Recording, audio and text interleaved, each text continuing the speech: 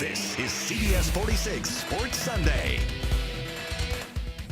Tough day to be a college baseball fan here in Georgia. Welcome to Sports Sunday. I'm Fred Khalil. I'm Emily Gagnon. UGA and Georgia Tech had to play in back-to-back elimination games to stay alive in postseason play, and that is rough. It didn't start out well for the Yellow Jackets. They had to come back from a 5-run deficit in the early game today to beat Coastal Carolina. And it was deja vu in the second game, Game 2. Auburn was sitting in the wings just waiting for the Jackets. It was an electric start, kind of. A 2-hour rain delay after the first 4 innings. Check that out. All right, pick it up in the 6th. Runners at first and second. Auburn's Rankin Woley hits it back up the middle for an RBI single, and the Tigers are on the board. 1-zip. Same frame. This time, Stephen Williams gets it down the left field line. That scores 2 right there. It's 3-0 Auburn. Tough day for Georgia Tech. Bottom of the 7th here. Tristan English gives Tech some life. He hits a solo shot to left field. It's his 10th of the season. English really is a baller, but the Jackets couldn't mount a comeback. They drop it 4-1. Their season is done. Auburn moves on to a Super Regional. Over in Athens, UGA won the early game to get a rematch from Saturday playing Florida State. The Seminoles picked up right where they left off yesterday. Reese Albert sends one over the wall, a 2-run shot, just 6 pitches into the game. Top of the 6th, Dogs already down big. 2 more runs. Mike Salvatore gets himself a 2-run double, and the Seminoles are up 7-0. But Georgia did score some runs. Bottom of the 6th, Tucker Maxwell hits one over the wall, a solo shot. That was really the only semblance of an offense. UGA gave up 23 runs to Florida State over the last 2 games, and they are out of the tournament. Braves closing out the homestand with the Detroit Tigers. And Julio Teheran taking the mound. Bench coach Walt Weiss was managing for Brian Snitker, who was sick today and had to see the trainer. Now watch the young rookie on the run here. Austin Riley with a great catch. Bottom 3 now. Teheran doubled and was on third when Dansby Swanson turned on this pitch and hit his 12th homer of the season. Braves were on top 2-0. Bases loaded in the 5th, and Julio gets a big strikeout to get out of a jam right there. That's a good pitch. 6 strikeouts and 5 shutout innings for Teheran. Now 3-2. Tigers bottom of the 8th. Freddie Freeman doubles down the line. Scores Dansby. It's 4-3. The Braves have the lead. Attaboy Fred. And the Braves beat the Tigers 7-4. On to Pittsburgh for a series that starts Tuesday. I think you guys know me well enough by now. Being able to do anything to help us win is the biggest key.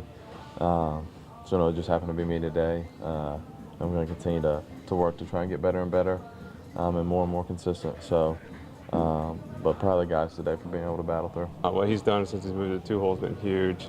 Getting big hits, great at bats, grinding at bats. Anybody could run up and try to hit a home run in the 8th inning, but work to walk, get on base, and those are the little things that help us win.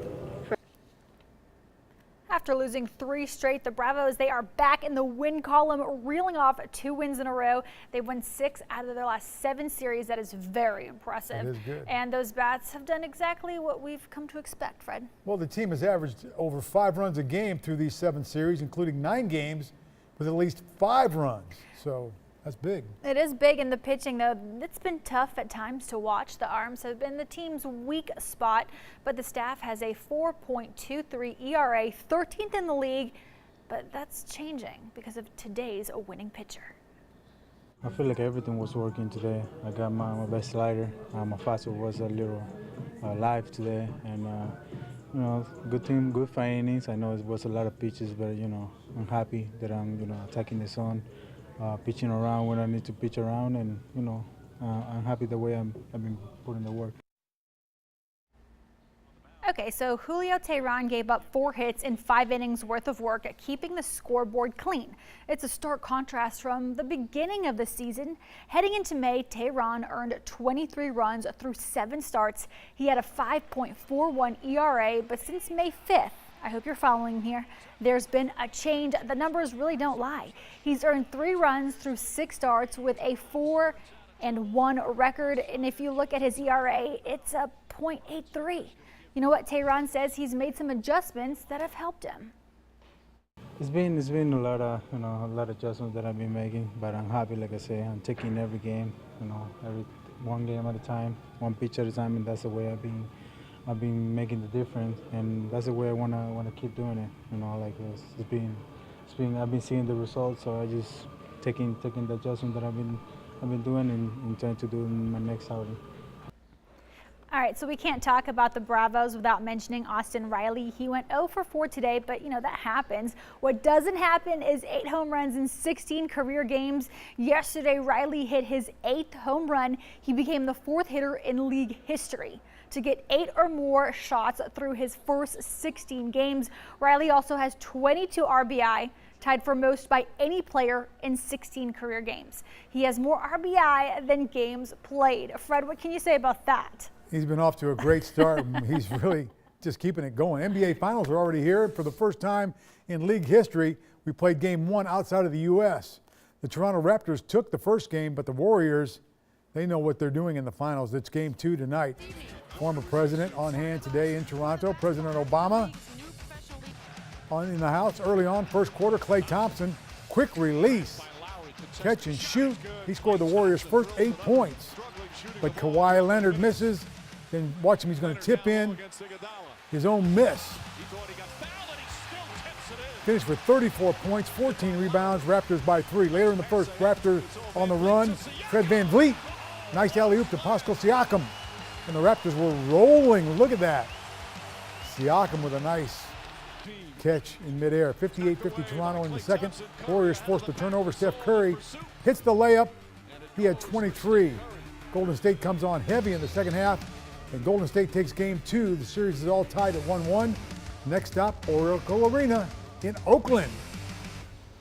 All right, so he's one of the greatest wrestlers to ever walk in the squared circle. Yep, and we all know him to make that sound right there. But a healthcare had him fighting for his life. We talk to Ric Flair next, one-on-one. And Atlanta United is headed to the international break. Jason Longshore and I talk all things United coming up later in the show. The Rolex wearing, diamond ring wearing, kiss stealing, wheeling dealing, limousine riding, jet flying, son of a gun. And I'm having a hard time holding these alligators down. Now give me 2 claps and a Ric Flair. The guy transcends wrestling. I mean, kids growing up in the 80s and 90s wanted to be Ric Flair. They wanted to be styling, profiling, and woo! The 16-time world champion lived a life a lot of folks dreamed about.